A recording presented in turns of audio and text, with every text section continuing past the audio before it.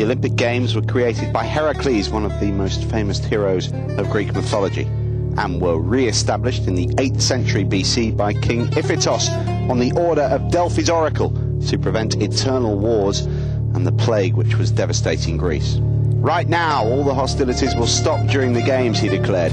May Zeus's wrath fall upon those who would come to Olympia with weapons.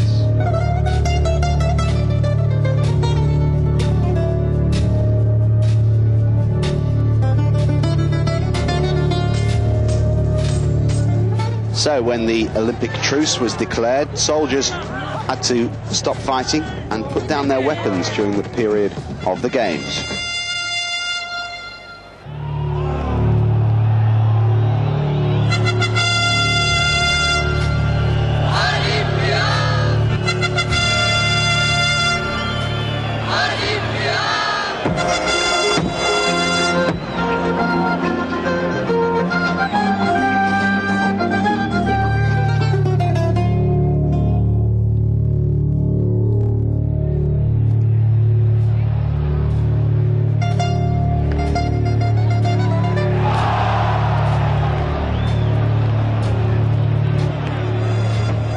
Many famous figures of Greek culture also joined the athletes, including Demosthenes, the famous Athenian orator,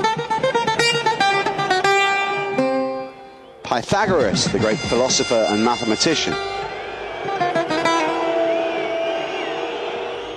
and another famous philosopher, Anaxagoras Diogenes. Painters, musicians, poets, actors, all of them came to prove their talents. And Pindar, the great lyrical Greek poet bard of the Olympic movement, glorified it all in his writings.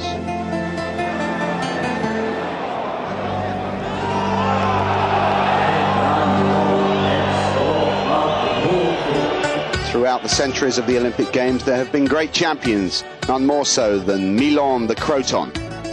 It is said that when he was a child, he played by lifting a calf in his arms. Years later, as the calf grew bigger, Milon became stronger.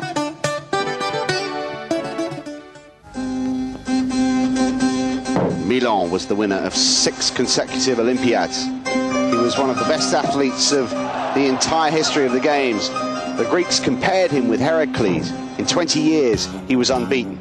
But he was not known just purely for his strength. He was one of Pythagoras' students, and he wrote several scientific books.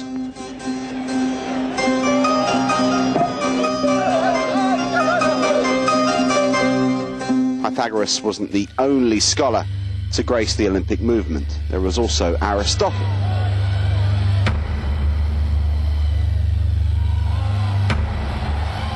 Plato. Achilles, the poet. Sophocles. Euripides. Socrates. Herodotus, the historian. Demosthenes, the orator. And the father of medicine, Hippocrates. In ancient Greece, the Games were such a serious event, such a solemn occasion, that women were not allowed to take part or even be amongst the spectators.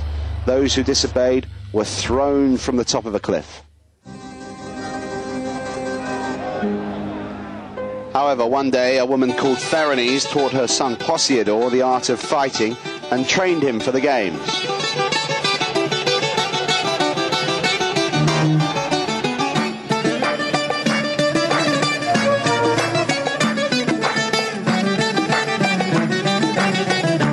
She dressed like a man, mingled with a group of other coaches and trainers, and went into the stadium to watch the event.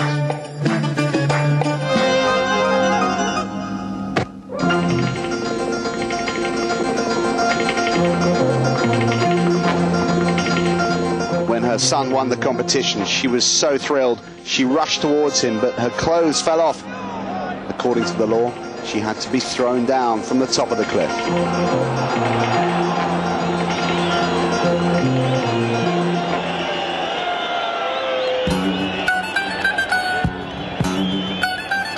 But at the last minute, the judges decided to pardon her, as she was the mother of a champion.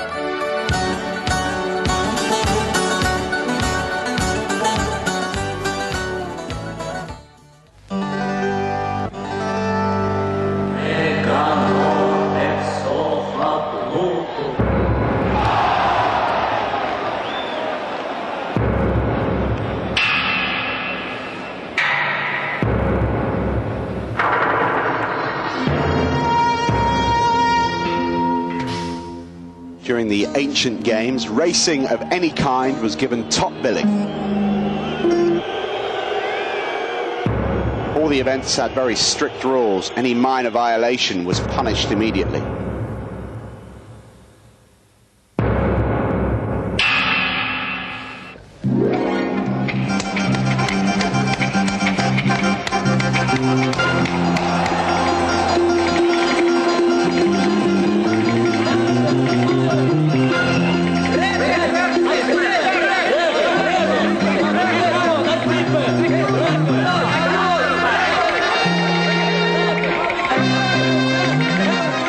However, there were exceptions when the judges had to change the rules.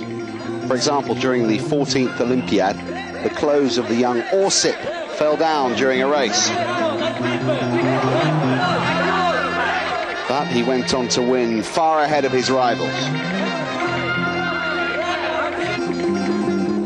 In view of this outstanding victory and the joy of his compatriots, the judges did not dare deprive him of his award.